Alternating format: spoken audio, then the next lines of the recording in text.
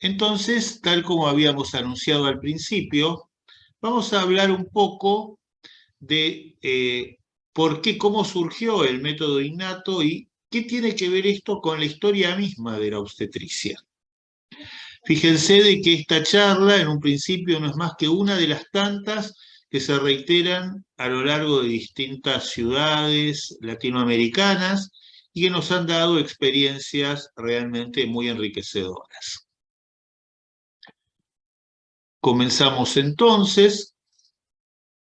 Lo primero que planteamos que si hay algo que realmente es importante dentro del método innato es el bienestar, o sea, el centro es el bienestar. Uno cuando hacemos ese plan de parto dialogado que habíamos hablado, que básicamente tiene que ver con poder identificar qué es lo que necesita y desea y elige la embarazada que estamos asistiendo, lo que estamos buscando fundamentalmente es su bienestar. Y en esto está centrado todo el método. Toda la innovación tecnológica tiene que estar a favor del bienestar. Todo el respeto por la naturaleza y los derechos tiene que estar a favor del bienestar. Y la holística debe buscar como fin último de esa integración gestáltica el bienestar de la embarazada y su niño. Ustedes van a recibir a lo largo de los próximos días como material de estudio algunas bibliografías en PDF, una de las cuales es fundacional dentro del método innato, está publicada en Clínicas Perinatológicas Argentinas de ASAPER y se utiliza habitualmente también en mi cátedra de obstetricia en la Universidad de Buenos Aires, que se llama Nuevos paradigmas para asistir embarazo, parto y recién nacido en el siglo XXI.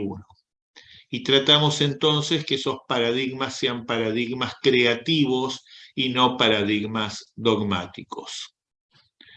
Recuerden que toda la información está respecto del sistema en asaper.blogspot.com y que la consultoría a distancia del curso la pueden utilizar a través de binnato@gmail.com.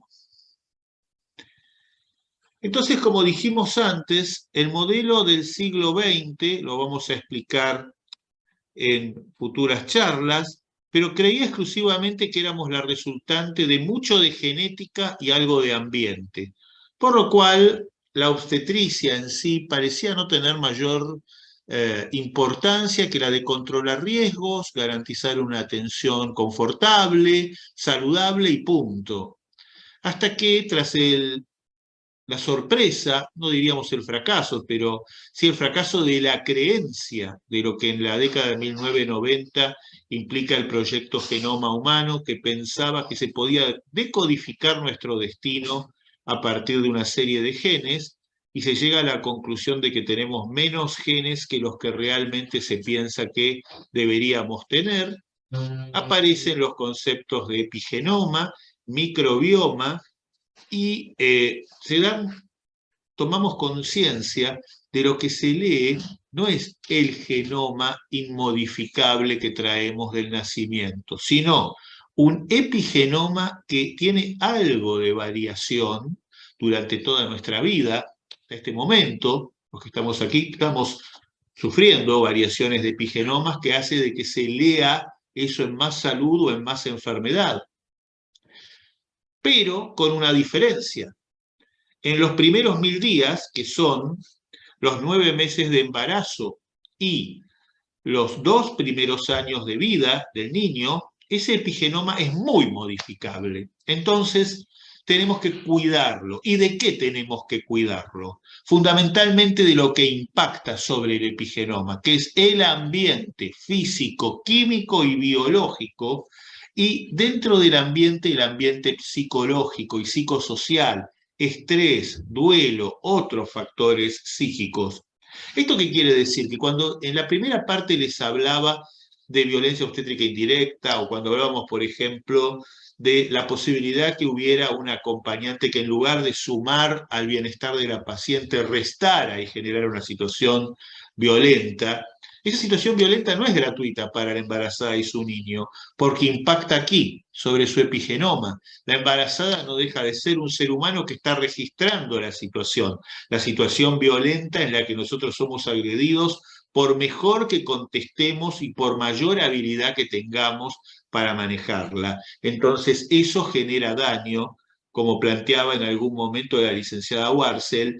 Le decíamos, sí, bueno, esto hágalo constar también en la historia clínica, y la señora también tendrá derecho, si lo desea, de demandar a la persona que le causó su daño, porque todos tenemos derecho a ser resarcidos, salvo casos muy particulares, como pueden ser vínculos de sangre, o sea, hermanos entre sí. Bueno, esto lo define el derecho civil propiamente dicho, no es motivo de esta charla y varía de país en país. Pero digamos que la normalidad, un acompañante extraño que no es mi familia directa de sangre y en primer grado, que me genere daños, obviamente tiene que resarcirme por esos daños y no resarcirme el profesional de la salud que asistió a que esos daños se consumaran.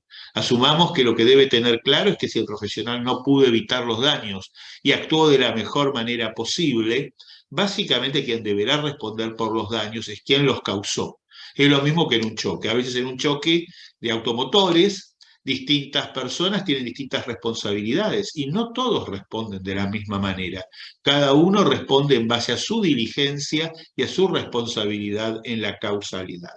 Fíjense entonces que ese epigenoma es impactado por el ambiente, de esto no olvidar el problema de COVID-19, y de igual manera estamos frente a situaciones donde el estrés, duelo y otros factores psíquicos son muy importantes. De allí entonces que el profesional acreditado en un método innato tiene un principio básico, que es tratar de manejarse con un máximo de armonía con la paciente. Esto es algo que tal vez se haya olvidado en algunos ámbitos de la salud, que a veces se vuelven un tanto hostiles para quienes recurrimos, y yo me incluyo como usuario o paciente a los mismos. De alguna manera se fue deshumanizando el trato, se fue tecnificando, y nosotros queríamos a alguien que nos escuchara, que nos contuviera, que nos tomara de la mano y sintiéramos empatía, sintiéramos que nos sentimos acompañados. Fíjense que acá no es solamente una cuestión de calidad, de me siento algo mejor, como podría ser tal vez en mi caso cuando yo fui asistido como paciente siendo un hombre grande, sino que acá el epigenoma es muy vulnerable. Entonces, cuanto menos armonía haya, más problemas vamos a tener y más cáncer, diabetes, enfermedades metabólicas, enfermedades psiquiátricas y toda una serie de desgracias pueden ocurrir y quedar armadas a partir de este primer momento.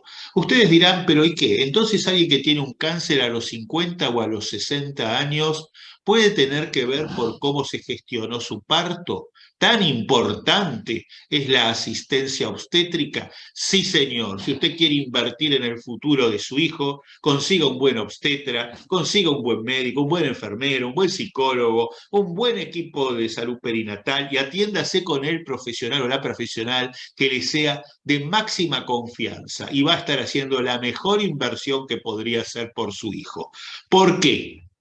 Porque esa persona capacitada, no simplemente un empírico, alguien que esté estudiando todos los días para saber lo mejor que le puede ofrecer desde los distintos ángulos, desde el tecnológico, desde la innovación, desde la naturaleza, desde la armonía, desde lo holístico, desde buscar armonía en todo sentido y bienestar. Ese bienestar no es solo un bienestar del momento, hace que no se dañe el epigenoma.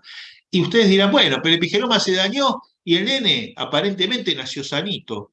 Ustedes piensen que es como si se estuviera construyendo una casa. Y esa casa tiene 3 habitaciones. Pero en una de esas habitaciones, el daño en el epigenoma lo podríamos simbolizar como que esa habitación se llenara de pólvora, mucha pólvora, una gran cantidad. Y el no daño como que esa habitación estuviera limpia.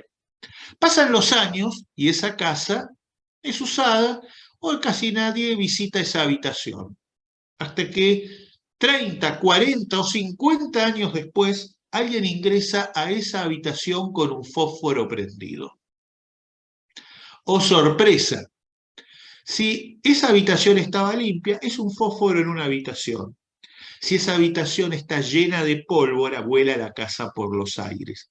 Si hay un poco de pólvora, algo intermedio. Entonces, ¿debemos evitar el daño? Sí, porque el daño no se paga solamente en el momento, se paga a lo largo de la vida y en cualquier momento. ¿Y qué es el fósforo? Porque ya sabemos que la habitación limpia o la habitación con pólvora es el epigenoma.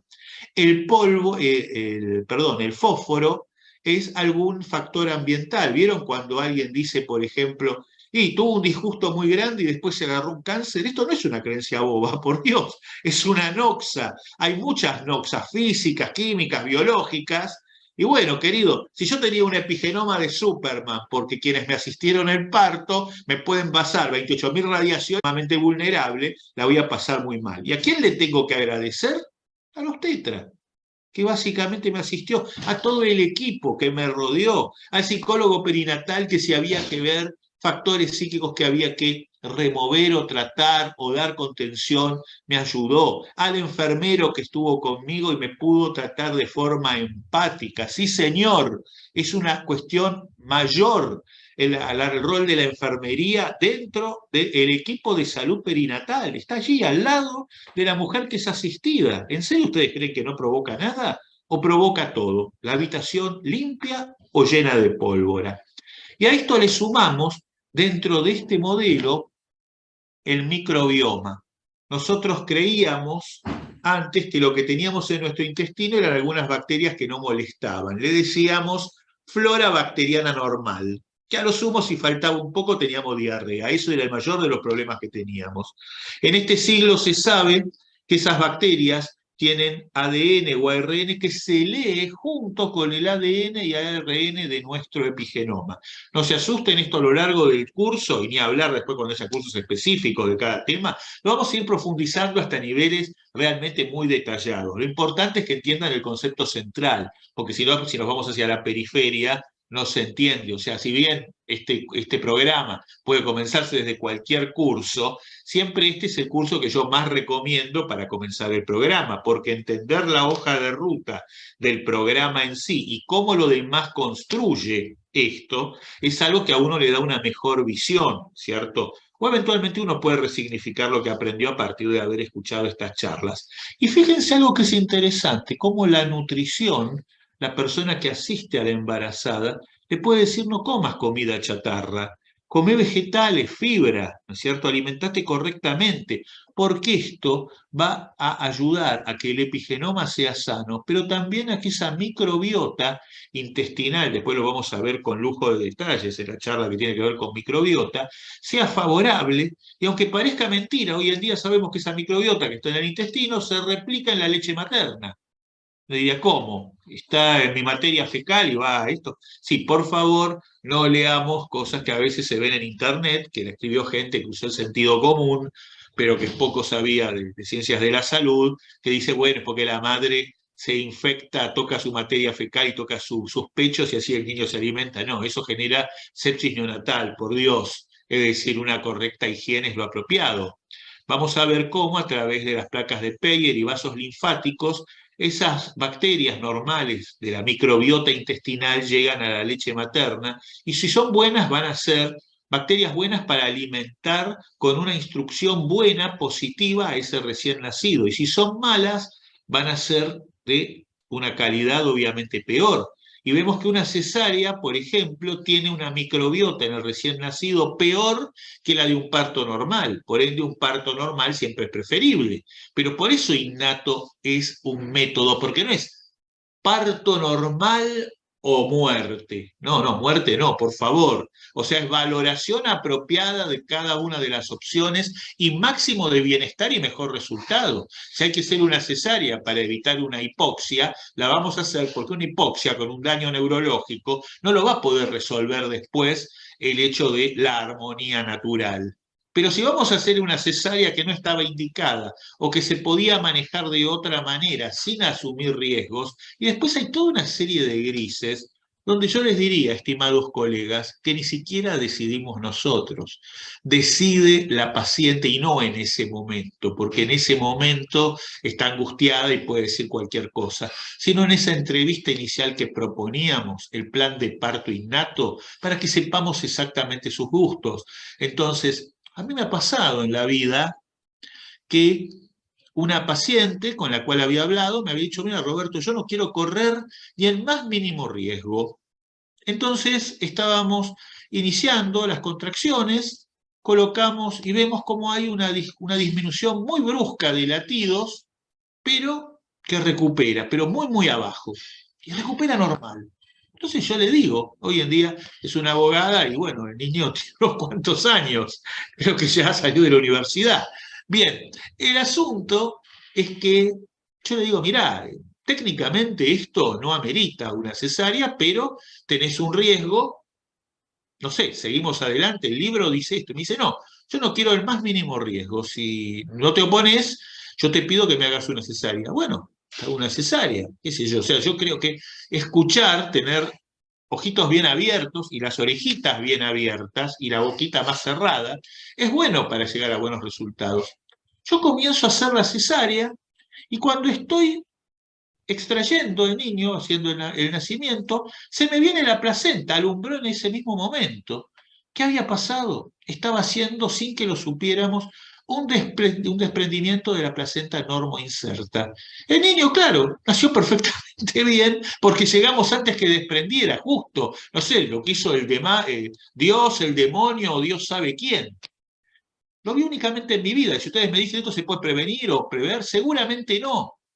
Pero bueno, ¿era justo que esa paciente, si era su suerte fuera determinada por lo que era mi creencia del libro de obstetricia que decía, esto no es indicación quirúrgica?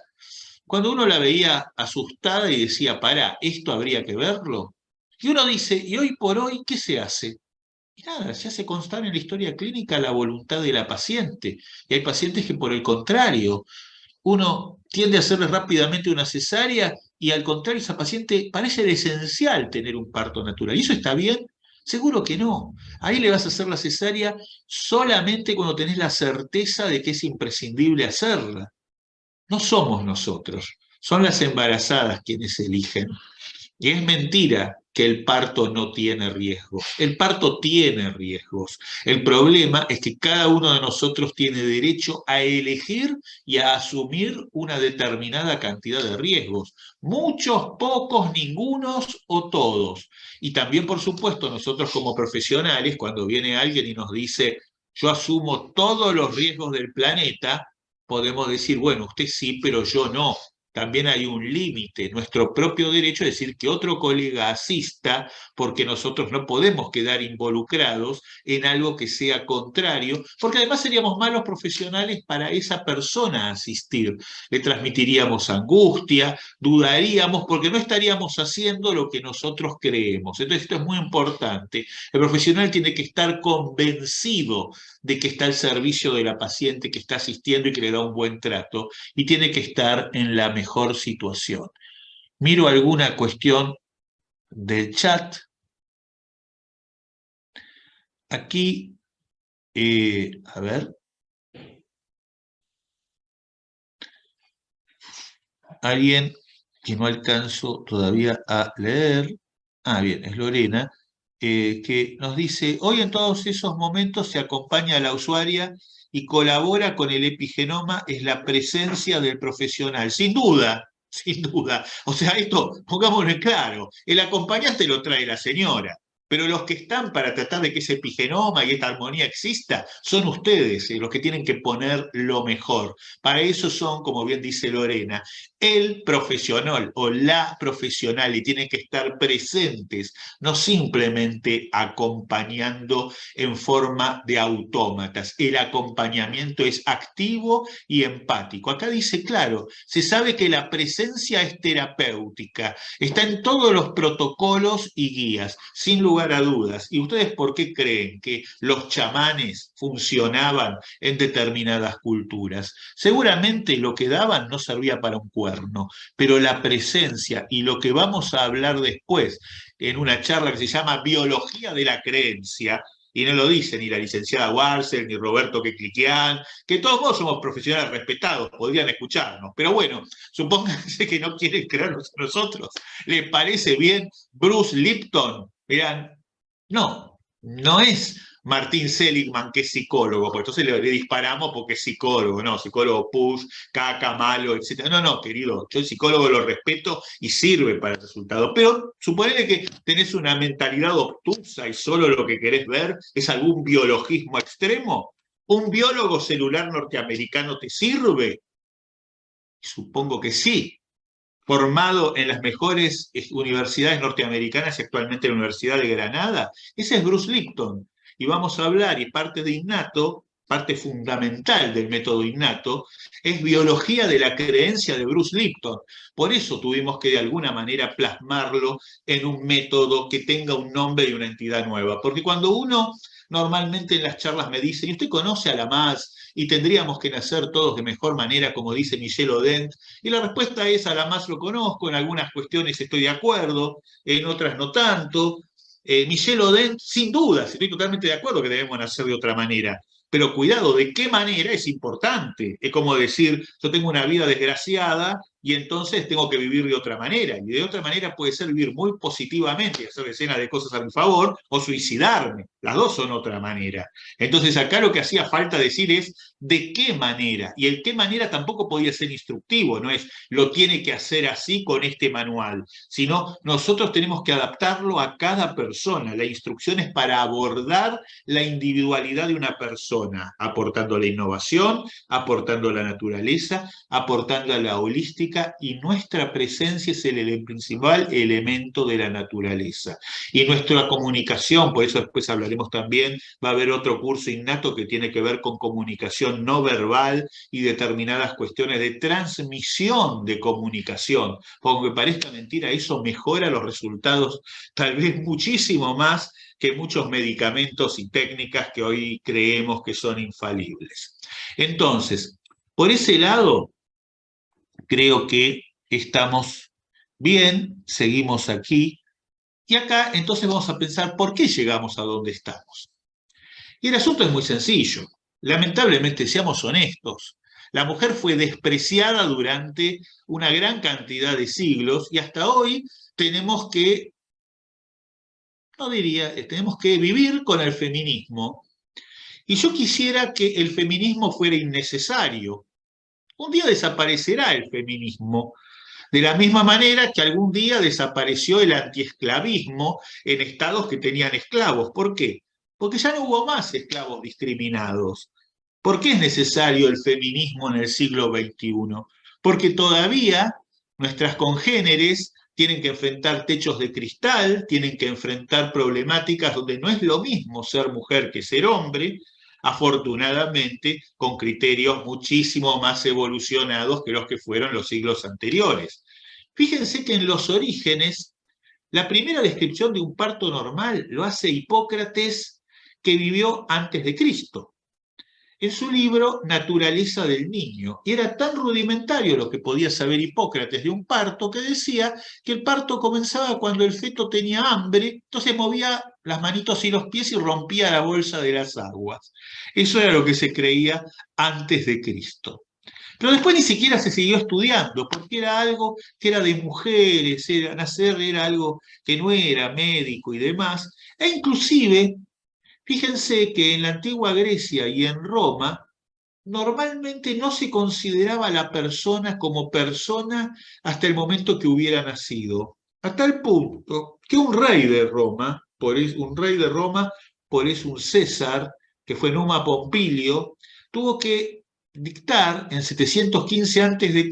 una ley, que como era la ley del rey, se llamaba ley regia, que básicamente decía que si una mujer moría y se veía que el niño todavía estaba intraútero, había que sacárselo, y así se inventó la primera cesárea. No era una cesárea, era básicamente a una mujer muerta tratar de sacar el niño para salvar la vida, pero tenía que ser por ley porque a los romanos consideraban que lo que estaba dentro del útero, que no había nacido, todavía no era persona y no tenía ningún derecho. Entonces tuvo que reglamentarlo para decirle a la muerta, ábranle el útero a ver si el niño consigue sobrevivir. Numa Pompilio, 715 antes de Cristo, y esto básicamente queda demostrado entonces que no hubo grandes avances en la obstetricia porque ni siquiera Hipócrates ni Galeno mencionan, como se llama, una cantidad de cuestiones obstétricas en sus propias obras. La obstetricia fue abandonada y quedó en manos de las antecesoras de nuestros queridos obstetras, que eran las matronas, las comadronas. Matronas no, pues matrona, perdón, hoy por hoy es el término correcto profesional del obstetra en España, matrón o matrona, de las comadronas. Los comadronas obviamente desarrollaron un saber empírico, un saber propio de ir asistiendo y ganando experiencia según lo que ocurría. Así se dieron cuenta de que la posición vertical favorecía el parto y a nadie se le, se le negaba esto. Es más, fíjense que existen sillas de parto. Ustedes van a museos de la medicina en Escocia o en Irlanda, yo creo que inclusive tengo publicado alguna foto que saqué en sillas de parto, o sea que el parto se asistía en una silla para que la mujer estuviera vertical. Ese era el saber normal y lo que indicaba la experiencia. Esos eran los obstetras o los antecesores de los obstetras, que serían las comadronas. ¿Y los médicos qué hacíamos mientras tanto? Los médicos en ese entonces considerábamos, despreciábamos a lo que era la obstetricia, porque eran cuestiones de sangre, heridas y partos de mujeres que no eran dignos de la gloriosa medicina que se preocupaba por otras cosas. La mujer estaba subvalorada y eso se mantuvo por siglos. En el siglo XVIII aparecen los primeros intereses de profesionales médicos por la obstetricia y comienzan a aparecer por las salas donde las mujeres parían. Comienzan a estudiar el parto como una ciencia y pronto desarrollan allá por el 1700, el forceps y otros instrumentos, algunos de los cuales ya hemos descartado y olvidado porque eran ferreterías terroríficas. Hoy yo se lo muestro a una obstetra joven y me mira y me dice, esto es un instrumento de tortura. Yo mismo, cuando hice la residencia, ya lo veía como un instrumento de tortura en el Museo del Hospital Rivadavia. Y bueno, en ese entonces fueron inicios bastante primitivos, donde lo que se pensó fue lo mecánico del parto. Básicamente, en 1738, Morisot impone la posición horizontal para facilitar el fórceps y la atención del parto, pero nada dice si esto beneficia a la mujer. Y mi querido Morisot, en algo te equivocaste. Está bien que hay que acostar a una mujer para hacerle un fórceps o tal vez para recibir el parto en un determinado momento. Pero yo te diría que la mayoría del tiempo tiene que tenerla en posición vertical y si fuera posible todo el tiempo que sea posible. Hay maniobras que son imposibles, pero siempre la posición que tiende a verticalizar. Vieron que quienes ejercemos la obstetricia tendemos a levantar a la paciente si es que la pusieron acostada porque así está la cultura de una determinada institución en el momento de parir. Y decimos, bueno, ¿por qué no estaba semisentada todo el tiempo? ¿En qué te cambiaba esto? Cuidado, o sea, fuimos perdiendo conocimientos que en realidad beneficiaban a la embarazada. Esto fue cuestionado y en el siglo XIX nos encontramos con que los nuevos conocimientos como anestesia y asepsia van a mejorar muchísimo la obstetricia. Ya no van a morir mujeres por infecciones ni niños por infecciones, no va a haber dolor en el parto. Y entonces, de vuelta vuelve. Bueno, pero para hacer la asepsia la posición horizontal es mejor, para hacer la antisepsia la posición horizontal es mejor. Sí, es mejor, pero después levantala. Y antes tenela levantada. Pero bueno, eso no ocurrió. El siglo XX fue peor y ahí está, falta la foto de Luca Prodan. ¿Quién es Luca Prodan? Para quienes no lo conocen, un cantante de rock argentino bastante disruptivo, que si ustedes buscan en YouTube van a encontrar, busquen Años de Pablo Milanés, cantado por Luca Prodan, y Luca, en lugar de cantar El tiempo pasa, nos vamos poniendo viejos, canta El tiempo pasa, nos vamos poniendo tecnos. Y entonces, eso que tal vez Luca dice en un comienzo, que se lo escucha muy bajito, que dice es una pena, porque progresa la tecnología, pero no progresa nuestra humanidad. Y esto que dice, tal vez un muchacho que fue influido por Luca, dice, ¿por qué no podría progresar la tecnología junto con nuestra humanidad? La tecnología tendría que servirnos para ser mejores, y lamentablemente el siglo XX en su principio fue un desastre de desarrollo tecnológico cada vez más cruel y cada vez más deshumanizado, muy útil para determinados resultados y muy tóxico para otros. Se programa el embarazo, el seguimiento médico, el registro topográfico, técnicas quirúrgicas, todo lo cual estaba muy bueno, pero si es visto desde otro enfoque, no desde un enfoque de soldaditos de plomo, sino desde un enfoque humanístico, donde esto es al servicio de y no instruyendo cómo.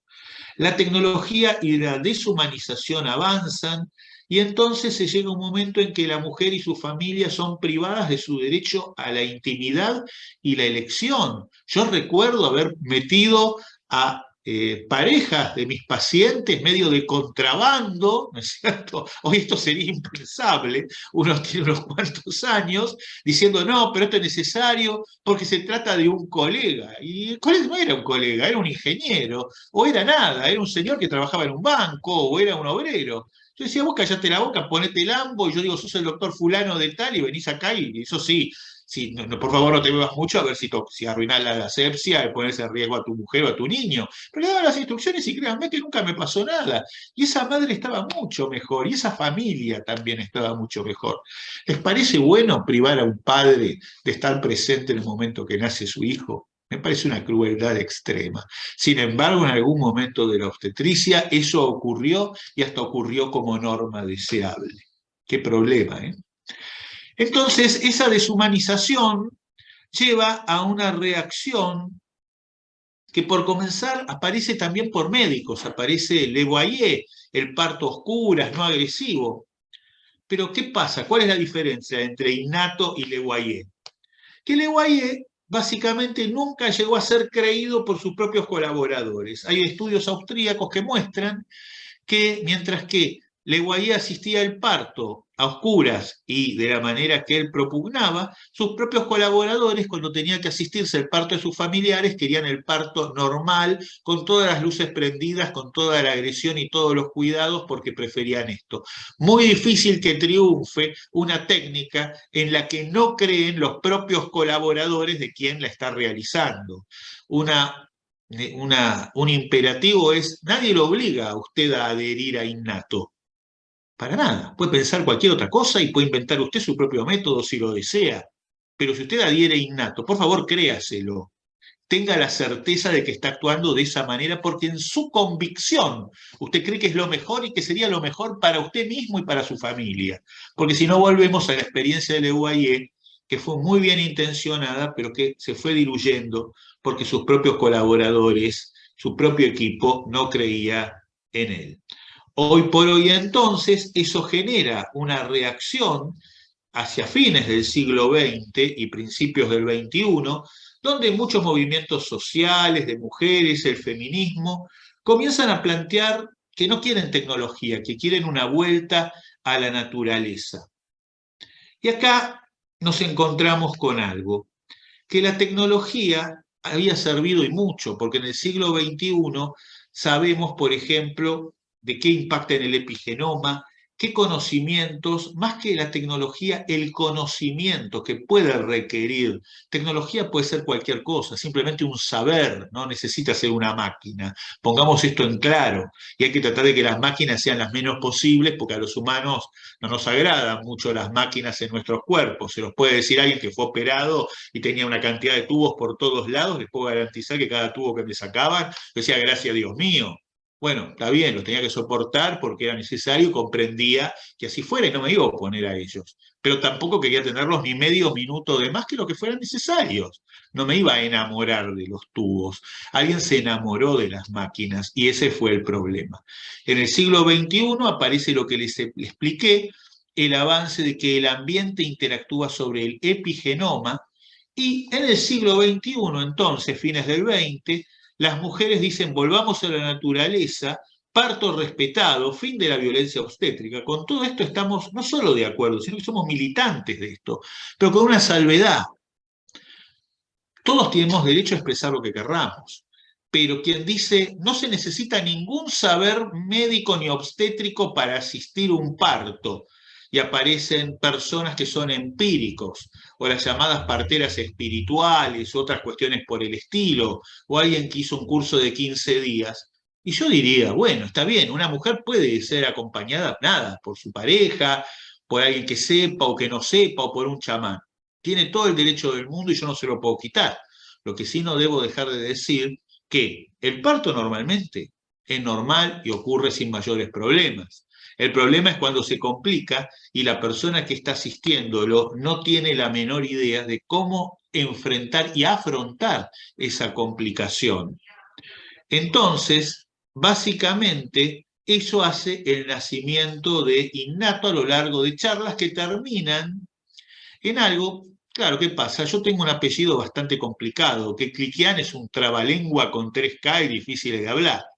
Entonces, de entrada comencé a llamarlo método INH, Innovación, Naturaleza y Holística, hasta que una vez se enojó conmigo un colega de Bolivia que me dijo que yo pretendía mimetizarme con el National Institutes of Health de los Estados Unidos, nada más lejos. Yo digo, mire, pero esto está en español. Y entonces dije, no, pero la verdad no tengo ganas que algo se confunda, ¿no? ¿Entienden? A veces hay que saber escuchar. O sea, esa crítica que cualquier otro la podría haber escuchado como algo vejatorio o agresivo, a mí al contrario, me permitió hacer crecer en mejorar el nombre del método. Entonces dije, bueno, en innovación, IN, NAT de naturaleza y HO de holística. Y en inglés es Innovation, Nature y Holistic, es decir, funciona exactamente igual y no se confunde con nada.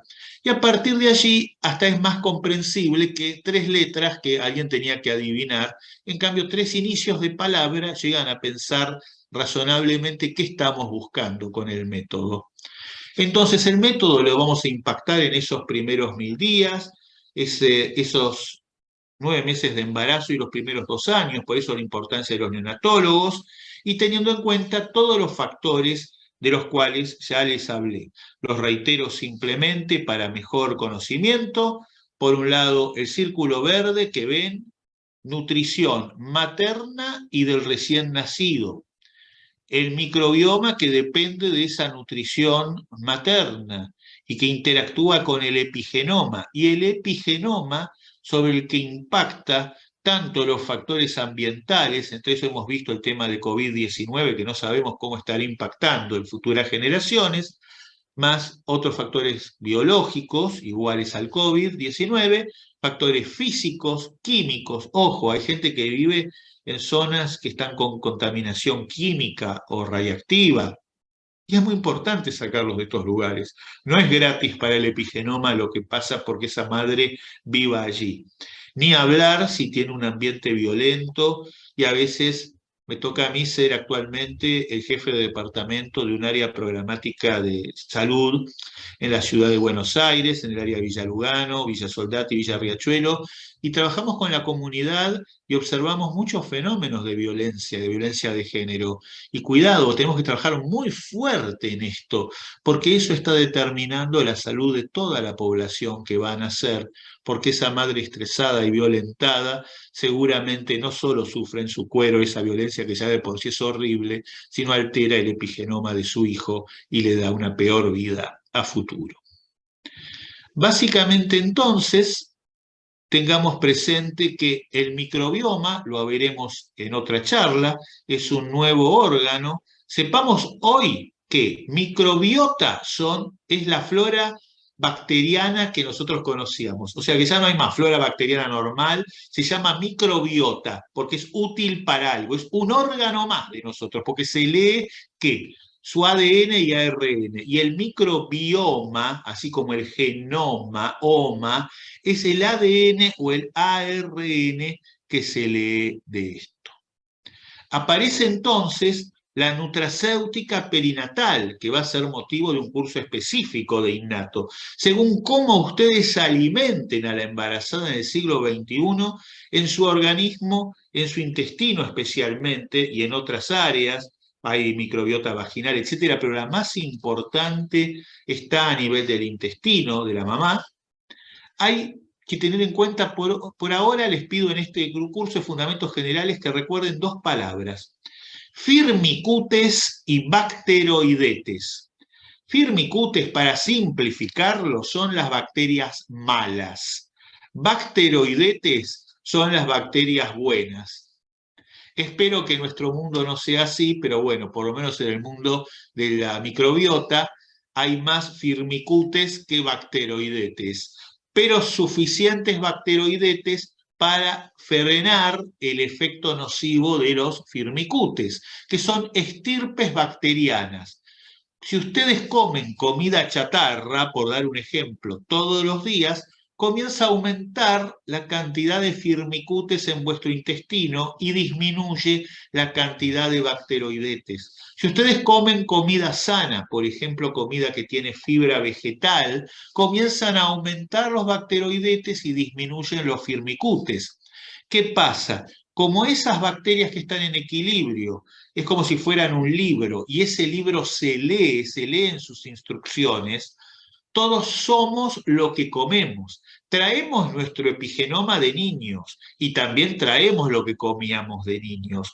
Pero a diferencia de nuestro epigenoma, que es más difícil de ser alterado, aunque sigue siendo alterado, nuestra microbiota es constantemente alterable en forma drástica. Entonces esto es un desafío para la salud y para la enfermedad.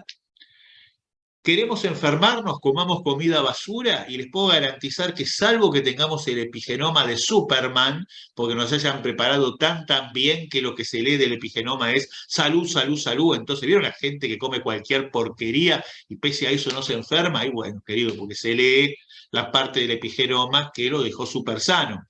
Pero si estamos como nosotros, que tenemos un epigenoma más o menos, ni muy bueno ni muy malo, si se lee un microbioma, que es la expresión genética de esa microbiota, y predomina una mayor cantidad de firmicutes, nos enfermamos. Si por el contrario tenemos una mayor proporción en esa proporción que hablábamos antes, una mejor proporción con presencia de bacteroidetes, tendemos a ser sanos. Entonces hay una alimentación de la salud que ya sobrepasa la que nosotros conocíamos, que tiene que ver con el balance de nuestra microbiota para que nuestra microbiota intestinal en nosotros, en mí mismo, aquí y ahora, se lea salud y no se lea enfermedad. Es un desafío que cada uno de nosotros tenemos para con nosotros, nuestras familias y los pacientes que asistimos, para que enseñarlos a alimentarse de la mejor manera y de esa forma poderles dar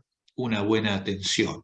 Fíjense, por ejemplo, acá se observa que en el intestino materno, si la mamá durante el embarazo tiene una buena microbiota, alguien decía, ¿y cómo es que llega la microbiota materna a la leche de la mamá?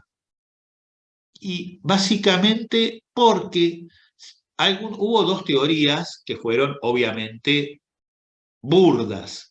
Una que decían, las bacterias migran a lo largo de la sangre. Todos los aquí presentes somos profesionales, sabemos que si algo migra a través de la sangre, tenemos sepsis, nos morimos, así si una bacteria más boba nos mata, no pueden haber bacterias alrededor de nuestra sangre circulando por ella. Otros decían, bueno, lo que pasa es que la madre no se higieniza, se toca sus pechos y el niño al mamar incorpora las bacterias de la materia fecal materna, por Dios. Eso que inclusive es sostenido por algunos empíricos y que se ve inclusive hasta en consejos que están subidos a internet, exprésenle a la gente que eso es peligrosísimo. Básicamente no llegan por ahí, eso es suciedad, porque En la materia fecal materna no solamente hay microbiota positiva, también hay gérmenes sépticos, hay Escherichia coli, hay enterobacterias que provocan enfermedades y esa falta de higiene puede provocar una sepsis neonatal. Y pregúntenle a cualquier neonatólogo, de hecho los hay presentes en este curso, si tener una sepsis neonatal no es algo realmente dramático y muchas veces irresoluble que termina con la muerte o un grave daño. Entonces no es tampoco la falta de higiene. Lo que sucede es que si la madre está bien alimentada y tiene una buena microbiota del intestino, en las paredes del intestino hay placas de Peyer que permiten que esas bacterias ingresen al sistema linfático y básicamente a través del mismo lleguen a las glándulas mamarias. Por eso la microbiota del intestino materno es espejo de la microbiota de la leche materna. Entonces, alimentando bien a la madre, estamos preparando esa leche, más allá de todo lo que antes sabíamos de lactancia, que son millones de cosas. Ahora sabemos además que tenemos que lograr que sea una microbiota con adecuada relación de firmicutes bacteroidetes y que eso lo va a leer al chico y que eso en este principal momento donde su epigenoma es particularmente vulnerable, ese microbioma que también interactúa con ese epigenoma vulnerable, si es beneficioso, obviamente le va a determinar un mejor microbioma y un mejor epigenoma por la acción de microbioma con epigenoma. Miren después el esquema de los 1000 días y van a ver cómo los círculos de microbiota, de microbioma y epigenoma se interactúan entre sí. Entonces, aquí está específicamente esto. Y otra cosa que lo remarcamos varias veces, la lactancia materna, los primeros 4 semanas a 6 semanas de vida, si se logra en forma exclusiva, aumenta la longitud de los telómeros del recién nacido. Y esto, los telómeros, que son las partes distales, lo hablaremos después cuando hablemos específicamente de lactancia, son partes que no se expresan de los X de los cromosomas, pero que se van cortando de a poquito a lo largo de nuestra vida, hasta que como si fuera un carretel, hasta que en un momento nuestras células no se pueden dividir bien porque se agotaron nuestros telómeros. Por eso hay animales que viven más y animales que viven menos. Cuanto más largos telómeros tenemos, más años vamos a vivir mejores y más jóvenes. Cuanto más cortos telómeros tenemos, vamos a envejecer más rápido. Nuestra edad biológica no necesariamente se va a correlacionar con nuestra edad cronológica. Y las intervenciones más efectivas para lograr telómeros largos están en la obstetricia. En recomendar a toda mujer que se embarace con un peso apropiado, que no se embarace ni muy delgada ni muy obesa. Esto obviamente hoy en una epidemia de obesidad como la que estamos viviendo, más muchachas anoréxicas, resulta a veces algo bastante duro de conseguir, pero hay que explicar que si se embaraza, si va a planificar un embarazo, que trate de lograr que la concepción sea con una relación pondo-estatural, o sea, entre peso y estatura apropiada, porque eso va a determinar que cuando nazca el niño van a ser con telómeros más largos. Y si consigue en el momento que nace amamantar durante 4 a 6 semanas en forma exclusiva al recién nacido, esto va a permitir entonces que también tenga telómeros más largos y está dando entonces esa madre a través de su lactancia materna exclusiva una oportunidad de vivir más años, más joven y más sano a su hijo, porque estas cositas que ven acá, estas puntitas que ven en las X, los telómeros, son más largos y esto se debió a que la lactancia materna favoreció que se recortaran menos. Nosotros perdemos mucho telómero entre nuestro nacimiento a los 3 a 5 años de vida. Si perdiéramos a ese ritmo telómeros de los 5 años en adelante, viviríamos como un perro, 20, o sea, 20 años, no sé.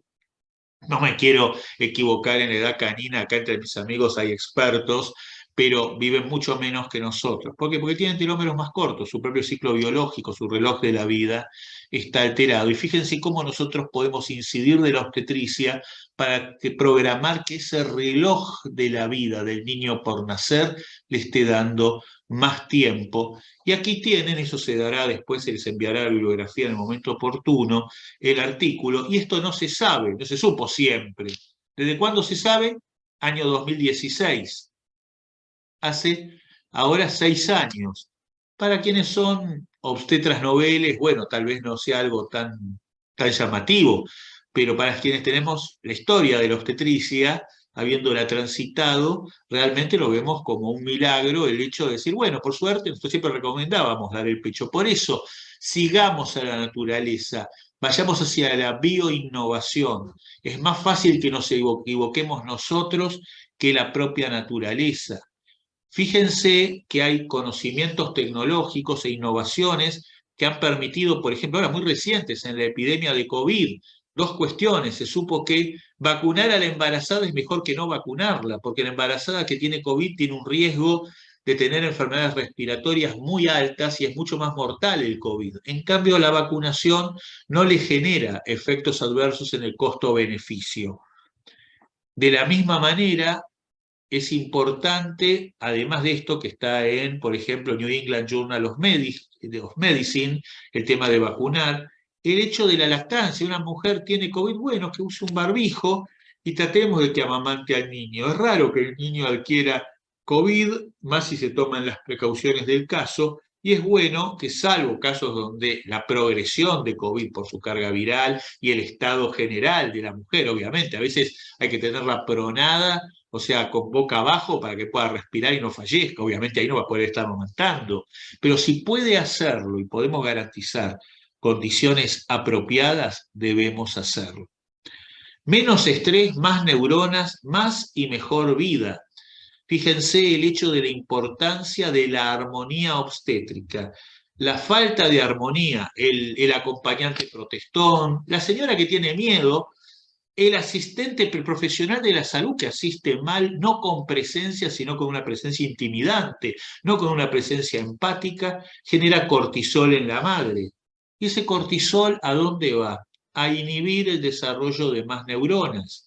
Y esas neuronas además se conectan menos. Es decir, una madre muy estresada tiene chicos menos inteligentes que cuando van a la escuela tienen menor rendimiento escolar y después tienen inclusive cualquier otro tipo de patologías, pero fundamentalmente la inteligencia del niño por nacer tiene mucho que ver con el ámbito y ahí también está el ambiente en el que tenemos que trabajar. No podemos acostumbrarnos a trabajar en lugares que, perdonen la dureza en lo que voy a expresar, pero algunos son basurales. Yo creo que los lugares donde se deben hacer tienen que ser lugares lindos. Cuidado, ahora tenemos mucha demanda de parto domiciliario, porque si el lugar donde tengo que parir es un lugar horrible, es un lugar que me parece agresivo, yo me siento en el confort de mi casa. Pero yo pienso, pasaron 20 años, yo estuve en San Francisco, lo fui a visitar a Augusto Sola, que ahora está en Los Ángeles, entonces creo que estaba, no sé si en Los Ángeles o en San Francisco, y me mostró, él había sido profesor titular de pediatría en el Hospital Garrahan y había emigrado a los Estados Unidos. Y era jefe de una unidad neonatológica. Yo voy a Augusto, ¿cómo está? Yo en ese entonces habíamos trabajado en el ingreso a las residencias, habíamos forjado una cierta amistad. Y Augusto me muestra, y dice, mira, pasa aquí a la clínica, a la sala donde se asiste el trabajo de parto de la señora. Y parecía la habitación de un hogar, y encima de un hogar acogedor. Y yo decía, ¿y a dónde están todos los chirimbolos? Y estaban convenientemente escondidos de una manera tal que daba vuelta a algo y si necesitaba algo, eso aparecía automáticamente. Y bueno, si no era necesario, se vivía en un ambiente donde había un sillón para que se sentara la familia.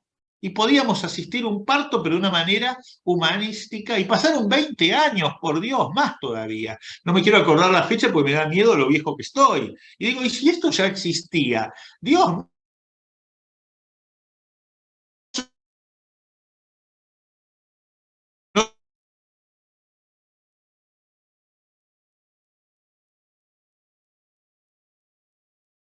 no mucho impacto para la calidad futura de la salud de la población. Nos tienen que cuidar a quienes asistimos en perinatología, porque es la única forma que podamos cuidar a las embarazadas.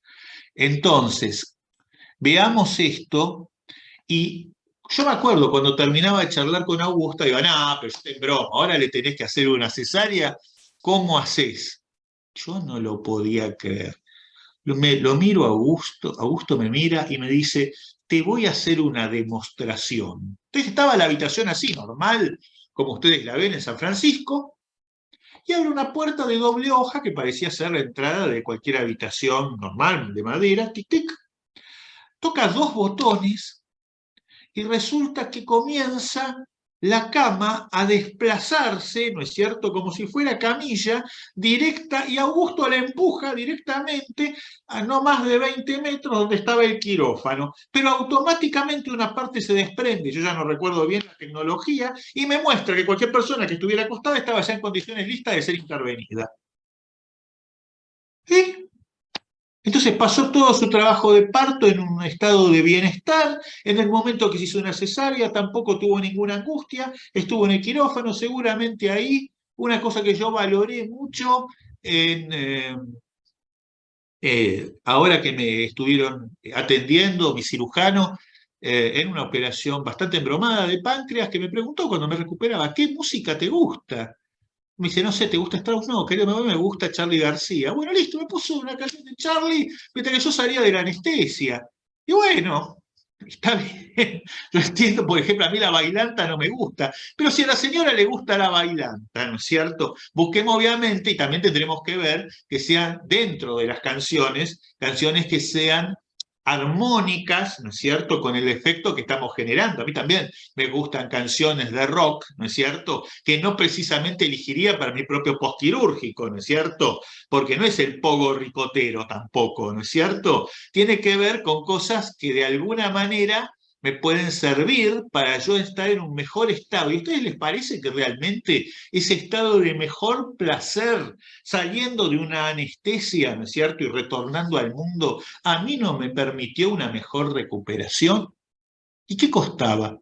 Nada, simplemente conectar algo en Spotify y buscar el tema que correspondiera. La única falla de mi querido cirujano, a quien agradezco mucho, el doctor Adrián Casavilla, era, hermano, lo tendrías que haber charlado en el plan de parto, ¿se acuerdan cuando entrevistábamos a la señora al comienzo? Entre otras cosas, ¿y a usted qué música le gusta? Aunque parezca mentira, eso también habría que saberlo. Si es que el obstetra que asiste realmente cree que la musicoterapia puede ser de utilidad también. Yo creo que sí. No necesariamente tiene que tener toda la evidencia científica, porque aparecen después el otro grupo que te dicen, Roberto, yo me acuerdo cuando decía hablar de epigenética, ¿saben lo primero que me dijeron en el año 2015 cuando yo hablaba de epigenética? Me insultaban y me decían, de esto no hay suficiente evidencia científica. Ahora me llaman en todos los congresos para que hable de epigenética y microbiota. Ahora yo digo, pero discúlpame, sí, había una evidencia mucho menor que la que había, pero era más que razonable lo que se estaba planteando. Y en el 2004 ya había evidencia. Entonces, si sos lo suficientemente lúcido para tomar aquello que crees que es bueno y no daña, y tratar de evitar aquello que puede ser contra natura y puede dañar, vas a lograr mejores resultados. Y esto va a ser motivo de una charla. El señor que tienen arriba a la derecha es Bruce Lipton, el biólogo celular. El libro, para que vean, doctor Bruce Lipton, está en varios idiomas, La biología de la creencia. El que está en el medio es, ¿cómo se llama? Martín Seligman, presidente del Colegio de Psicólogos norteamericanos en una determinada época, y padre de lo que llamaríamos la psicología positiva, que es algo que el método innato rescata muchísimo. O sea, eso lo hablamos con nuestros colegas psicólogos. Por favor, no te pongas a hacer análisis freudianos que terminarán dentro de 5 años, porque la señora va a parir dentro de 6 meses. Entonces los resultados, aunque precarios, tal vez no sean los que tú desearías, lo necesitamos en el aquí y ahora, y esto es trabajar un equipo. Entonces, un psicólogo T es un psicólogo que entiende la necesidad que yo obstetra, obstétrica, bioquímico, lo que sea, necesito, Entonces dice, bueno, sí, yo tengo que tener la versatilidad de buscar, y bueno, y dentro de las técnicas psicológicas que tengo, ¿cuáles pueden impactar para que baje el nivel de estrés y para que mejore el estado de la paciente? Porque eso es lo que me está requiriendo el colega que a mí consulta. ¿Entienden? Terminemos esa onda nazi de el modelo médico hegemónico y ahora el modelo psicólogo hegemónico, porque yo soy psicología, vos no sabés un carajo, te callás la boca y yo voy a aplicar el... No, no, pará, debatamos qué vas a hacer y por qué. Y lo que va a decidir no vas a ser ni vos ni yo, va a ser el bienestar de esa paciente. Eso es el método innato en última instancia. Entonces, básicamente, los invitamos a que cualquiera que tenga inquietudes de esto puede comunicarse también. Ya la tutoría en bignato.gmail.com está habilitada.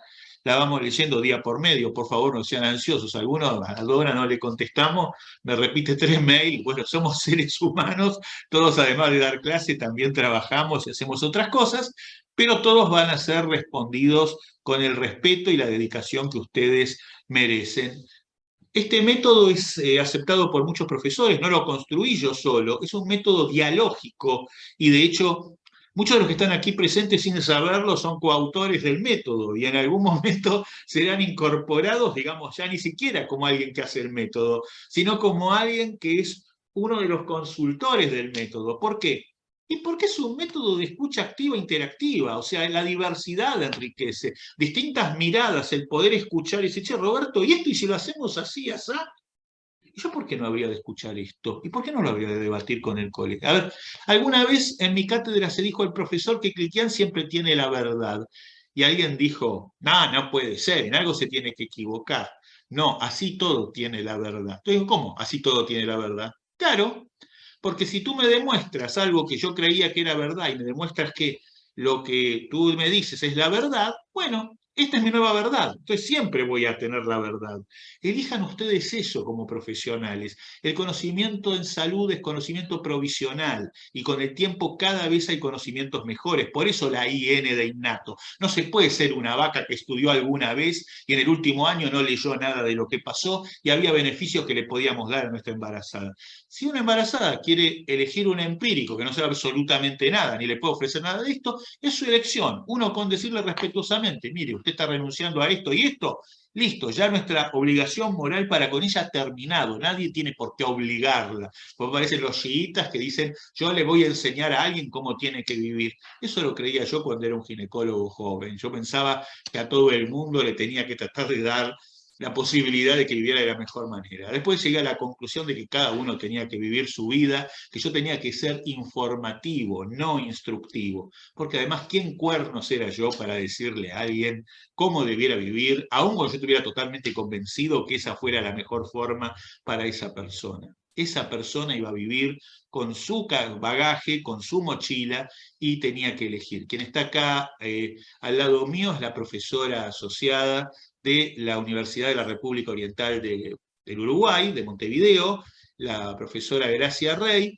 y estas capacitaciones se hacen en varias universidades latinoamericanas en forma conjunta. Esperamos con el tiempo, como varios profesores creemos en esta línea de pensamiento, que la obstetricia latinoamericana en algún momento dé un giro a este respeto por los primeros 1000 días de vida y que tomemos las mejores decisiones en perinatologías, que es contar con una constante actualización con enfoque y actitud humanística y holística. Ninguna de las cosas por separado sirve, sirve el todo.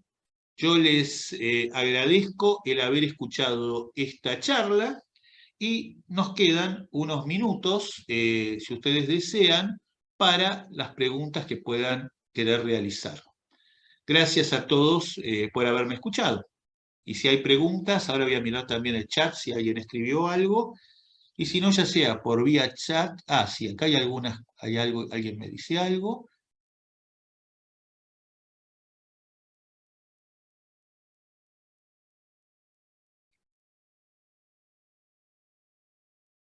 Alguien que me dijo mi risa apuntó otra cosa, así que quédate tranquila también, yo me río de tanta cosa, esto es lo menos, no, no, quédense Aparte, ojo, con eso. Si ustedes están seguros de lo que hacen, ¿no es cierto? Y viene un acompañante y se ríe de ustedes, discúlpenme, pero si ustedes tienen tan poca autoestima que no creen en ustedes mismos, yo les recomiendo inmediatamente ir a buscar al colega psicólogo para trabajar con ustedes vuestra propia autoestima. Las personas que normalmente van ahí, por lo general la gente se ríe de cosas bastante espontáneas y demás. Y es de muy mala gente muy insegura. Yo a veces lo veo mucho, a veces en algunos ámbitos, donde todos buscan el bronce, no sé qué cosa, y que te respeten, que te adoren. Querido, te van a respetar y te van a adorar por lo que vos sos, ¿no es cierto? Ahora, si vos esa cosa de por qué me tenés, y en el fondo se pasa la vida y dicen, y este pobre tipo tenía mucho poder, mucha autoridad y muy poco conocimiento. Buscan La estar en buena la placa del relación. hospital. ¿Cómo? Buscan estar en la placa del hospital. Exacto, pero con una salvedad. Ignato no la niega. Y es más, yo voy a poner la placa en el hospital de clínicas, porque eso no es excluyente, pero porque eso cambia. A ver, ¿cuál es la lógica?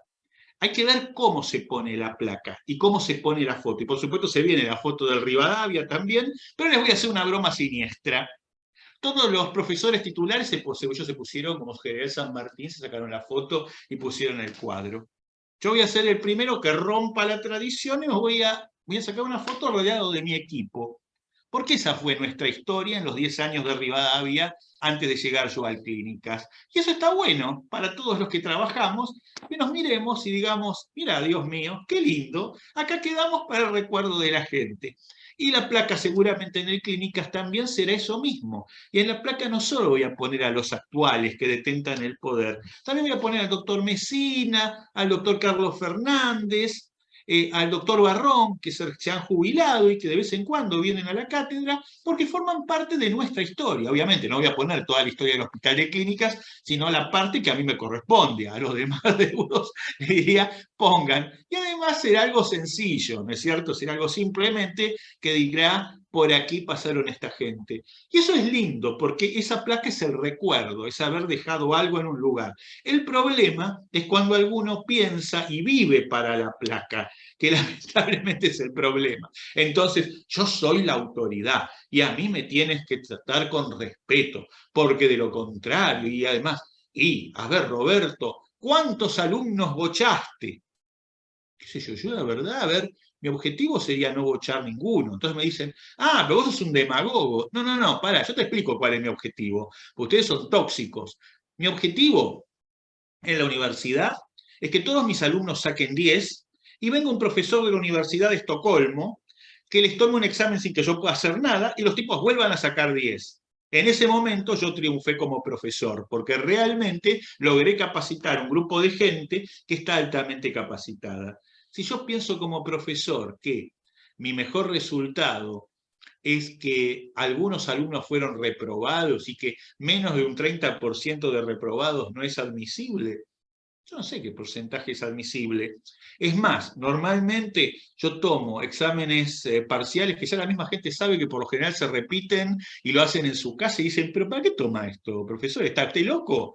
Digo, no, porque yo les digo, cada tanto los cambio, después tenés que rendirlos en forma presencial y me dicen, ¿y esto para qué era? Bueno, pibe, muy sencillo. Si yo te dejo 5 semanas sin tomarte nada y sin meterte un poco de púa, el ser humano tiende a tirarse abajo, no estudias un cuerno, y cuando llegás la última semana, desesperado, estudiás para el carajo. En cambio, si vos tenés que pensar, y bueno, estudio algo que más no sé, a ver si que cambió la pregunta del parcial y me ponen un huevo de Pascua y tengo que ir a rendir ahí con el jefe de trabajos prácticos, y no, después no ordenás, pero listo, ya estudiaste, ¿entendés? Entonces cuando estudiás de vuelta y repasás, tenés buen rendimiento. Y desde que hago esto, aunque parezca mentira, mejoró mucho el rendimiento de mis alumnos en un examen final que sí, es muy estricto, pero tampoco es estricto porque yo tenga voluntad de querer embromar a nadie, sino porque le digo, usted sabe que yo no puedo permitir que usted sea peligroso socialmente. Yo no le voy a preguntar estupideces, pero yo estoy garantizando que usted cuando salga a la calle a ejercer, como médico, como obstetra, como lo que ustedes quieran, como enfermero, a lo que me toque, yo tengo que garantizar que usted realmente está brindando un servicio socialmente positivo. De lo contrario, yo tengo que pensar así, modelo urbano de vuelta, tengo que pensar que usted me va a atender a mí. Entonces, bueno, si lo que usted sabe para mí es aceptable, listo. Si me parece que no es aceptable, creo que no va. No sé si hay ahí, así que no, desde ya, 3 mensajes. A ver, Vamos por parte, perdonen, como dijo Jack el Destripador. Eh, eh, exacto, a Mercedes Navarro, bueno, con Mercedes, a ver, hago lo que sería, después le doy la palabra a Marisa Espinosa que levantó la mano. En el caso de Mercedes Navarro, confieso, digamos, por las dudas si nadie dice, que es una persona que yo la considero amiga porque trabajamos semana por medio en la CONSAVIG para prevenir todo lo que es la violencia obstétrica y sé muy bien de lo que piensa Mercedes, que es una obstétrica excelente. Y ella dice justamente lo mismo que digo yo. Bueno, así que en realidad es más de lo mismo, no sé hasta qué punto nos retroalimentamos, Mercedes y yo, pero que dice que el parto no puede ser un ring de personas que están interactuando, un ring de egos. Esto fundamentalmente, un ring de egos. Y después, a ver, a ver, ¿quién alguien dijo? No, no sé, porque a veces no me permite leer del todo. Ahí va.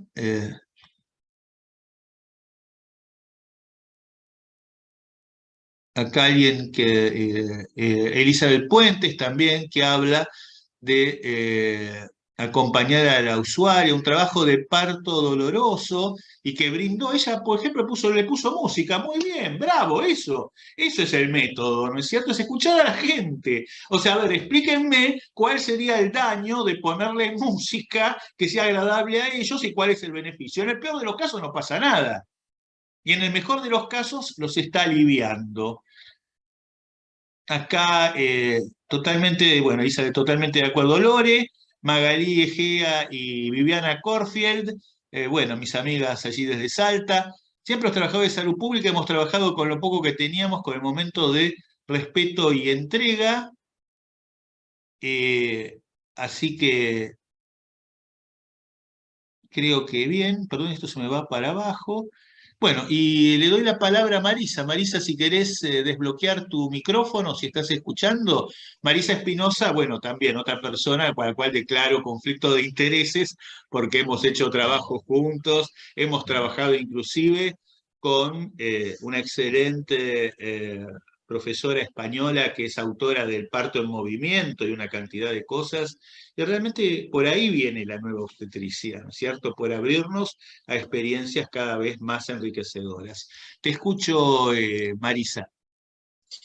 ¿Cómo les va? Buenas noches. No sé si me escuchan bien. Sí, Bien. perfecto. Simplemente quería hacer un poco un aporte a que en todo este recorrido histórico que has hecho, Roberto, lo que has planteado también es un poco diferentes paradigmas epistemológicos a lo largo de esta historia, y es un poco esta necesidad de revisar estos diferentes paradigmas que por ahí epistemología no damos es una lástima que no demos en el grado, sino que siempre, a veces lo empezamos a ver en el posgrado y nos empezamos a ser conscientes de un montón de situaciones, pero sí esta transición de estos diferentes paradigmas, desde el paradigma más dual, más cartesiano, hacia un paradigma hoy, desde el método, me parece que es más desde el lado de la complejidad, que es bastante diferente a el paradigma en el que hemos sido formados como médicos. Y por otro lado, esto que dijiste que me encantó de Lucas Proda, de esta frase, que trae, incluso lo podemos poner desde la parte más científica de la necesidad de que tenemos los profesionales de la salud de una vigilancia epistemológica, es decir, de cuánto en nuestro gran desarrollo tecnológico nosotros no debemos olvidarnos de que todo es importante.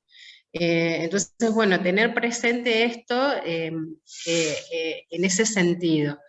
Que bueno, vigilancia epistemológica es un concepto que viene de un epistemólogo que es Bachelard.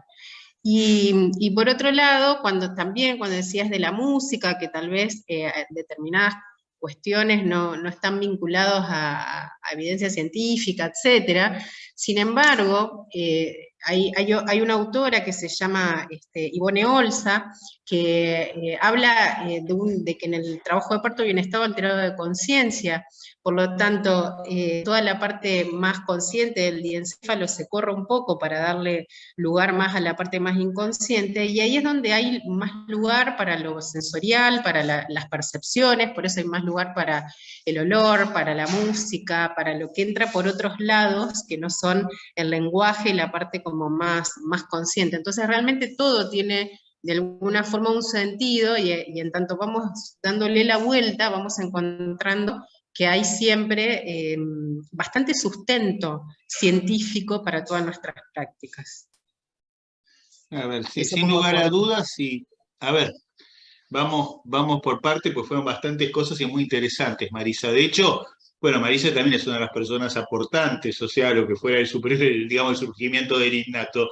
Por ahí, alguien la bautizó a Marisa como la chilena, no sé a quién se le ocurrió, no sé si era chilena o mexicana, me decía, sí, porque ahí aparece el video, ¿no? Además que era medio loco, porque a mí me encantan las preguntas que me hace Marisa cuando hacemos así diálogos y demás. Digo, pues justamente eso le da sal e interesante a la cosa. Y algunos por ahí decían, no, no, como que tenía que haber algún chupamedias que me dijera, estimado profesor, usted querría guiarnos hasta el más allá. No, querido, quiero que me preguntes algo interesante y me lo cuestiones, y de paso lo debatimos y sacamos alguna conclusión. Entonces vamos por parte, vamos de atrás para adelante. De Ivone Olza, vamos a ver, de hecho la hemos leído.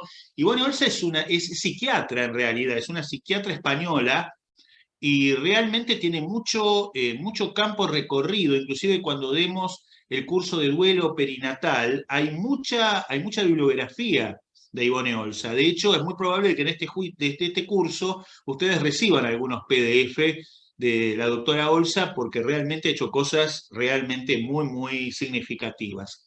Y lo que me interesa, si no se me enoja Marisa para traducirla al criollo, porque el problema de Marisa es que es alguien demasiado, digamos, ¿cómo diría?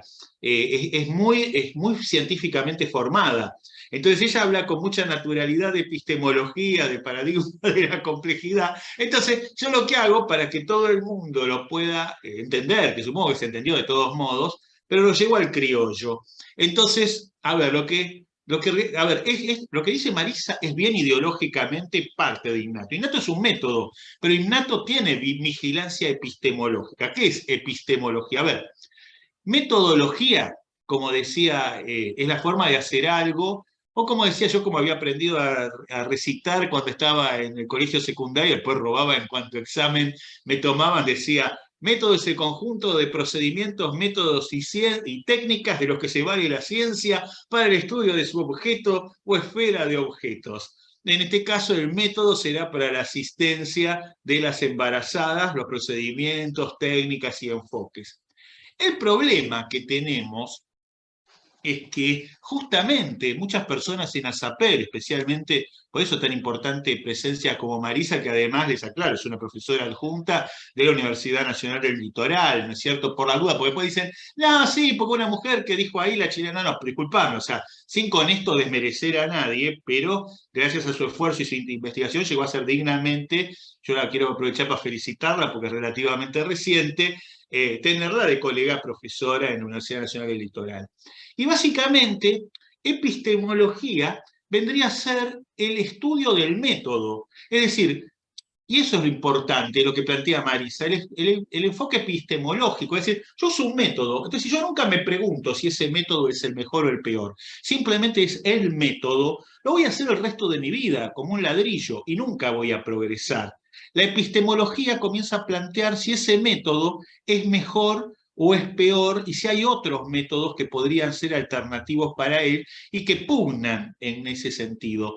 Y Marisa habla del paradigma de la complejidad, porque por lo general la problemática que tenemos, y en esto posiblemente, es más, posiblemente haya un curso Innato que lo dictemos con Marisa, que hablaremos justamente del paradigma de la complejidad y de cómo replantearlo. Capaz que tenemos de audiencia, no sé, 3 personas, porque dicen, es todo loco, de esto que quiere, pero no importa, nosotros nos divertimos, capaz que con que haya un alumno, lo charlamos con el alumno y lo vemos, pero porque es algo importante, si no nos cuestionamos lo que hacemos, que eso sería la epistemología, cuestionar el método, y no nos damos cuenta de que no estamos frente a un fenómeno simple, que estamos a algo complejo. Una mujer de por sí, cada ser humano es una complejidad, y el universo que lo rodea es una complejidad aún mayor, y todas estas interactúan desde una teoría que es bastante difícil de abordar.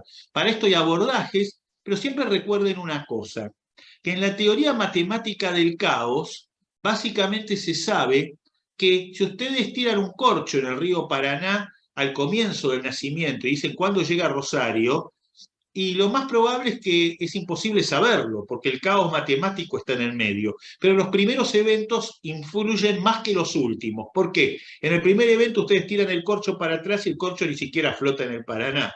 En cambio, una vez que flotó, cada vez que esté más cerca de Rosario va a ser menos influyente. Entonces, cuidado, este enfoque que dice Marisa, está revisando constantemente lo que hacemos, el enfoque epistemológico, el paradigma de la complejidad y el enfoque de la complejidad en nuestra práctica cotidiana, el poder entenderla, aunque sea para ser respetuosos, es decir, que hay cosas que no manejamos, que posiblemente hasta nos estén superando, y algunos hasta los más creídos, que dicen, la tenemos claro. No, el que más lo profundamente lo sabe, sabe que menos clara la tiene y que tiene un montón de cosas por delante para cuestionarse.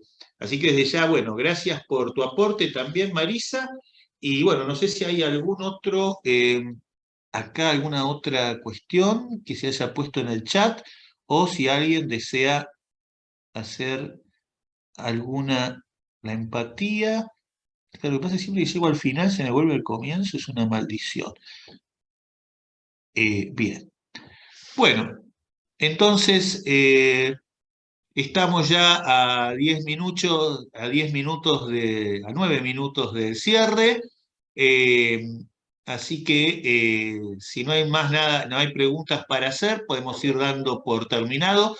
No sin antes mandarle un abrazo a todos mis queridos amigos, a todos los que están ahí de vuelta. No los nombro uno por uno porque después me putean aquellos que no nombré, y estoy medio chicato, ahí veo varios que se me cagan de la risa. Perdonen lo poco académico del término en un profesor, cagarse de la risa, pero honestamente es así. Mientras que nos podamos cagar de la risa con amigos, seguramente estas capacitaciones tendrán sentido.